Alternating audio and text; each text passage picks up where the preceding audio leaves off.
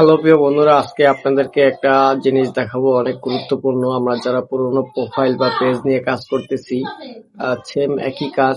এই প্রোফাইল বা পেজ দুইটা আইডি থেকেই আমরা এই জিনিসগুলো এভাবে চেক চেক করে নিব। আমাদের পেজ বা প্রোফাইলের কি অবস্থা আছে আমরা সবাই একটু চেক করব। আসলে চেক না করলে এগুলো কখনোই সমাধান হবে না। এই যে গুরুত্বপূর্ণ যে ভিডিওটার কথা বলেছিলাম, এটাই হচ্ছে আমার গুরুত্বপূর্ণ ভিডিও। আপনারা সবাই ভিডিওটা ভালো করে লক্ষ্য করবেন, কিভাবে কাজগুলো করবেন আমি আপনাদেরকে দেখিয়ে দেওয়ার চেষ্টা করতেছি। এই যে পাশের স্ক্রিন থেকে দেখতে পাচ্ছেন, এই যে দেখেন, প্রথমে আপনি হচ্ছে আমি একটু দেখানোর চেষ্টা করি আপনাদেরকে, না হলে বুঝবেন না। আমি আপনাদেরকে দেখানোর চেষ্টা করি।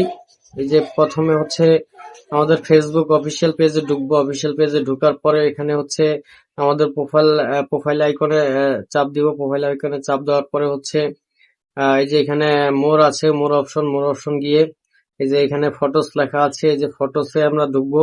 ঢোকার পরে আমরা স্ক্রল করে নিচে যাব।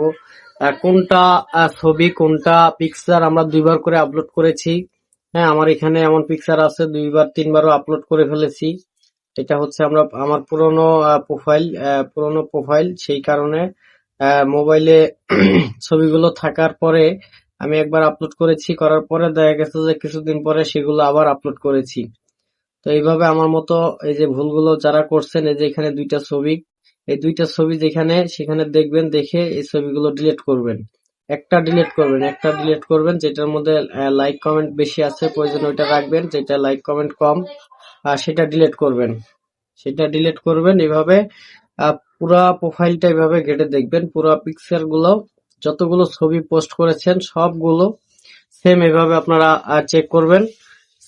সবগুলো এভাবে চেক করবেন।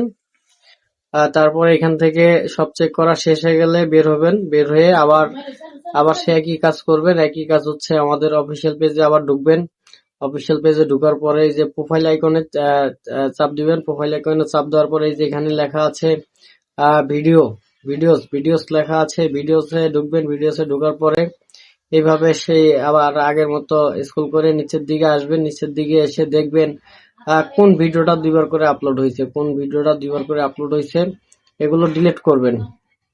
এগুলো এইভাবে চেক করে ডিলিট করবেন। না হলে হচ্ছে আপনার ফেসবুক কখনো আপনাকে সেটআপ দিবে না, কখনো এখান থেকে মনিটাইজেশন পাবেন না।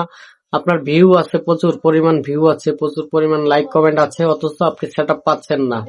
কেন পাচ্ছেন না জানেন? এই যে আমাদের এই ভুলগুলোর কারণে। এগুলো হচ্ছে ইস্যু ধরবে ফেসবুক, এগুলো ইস্যুগুলো ধরবে কিভাবে? এগুলো আসলে ফেসবুক যখন যাচাই বাছাই করবে, চেক করবে, তখন তো আসলে ওইখানে তো আর কোনো মানুষ এগুলো দেখে না। ওইখানে দেখে হচ্ছে সবকিছু সফটওয়্যারে, রোবটে। তো যখন একটার সাথে আরেকটা 80% মিল পাওয়া যাবে, তখন এটা ইস্যু ধরবে। আমার ভিডিওটা এই পর্যন্তই। আপনারা সবাই এগুলো একটু ভালো করে গুরুত্বপূর্ণ করে দেখে চেক করবেন। ধন্যবাদ সবাইকে।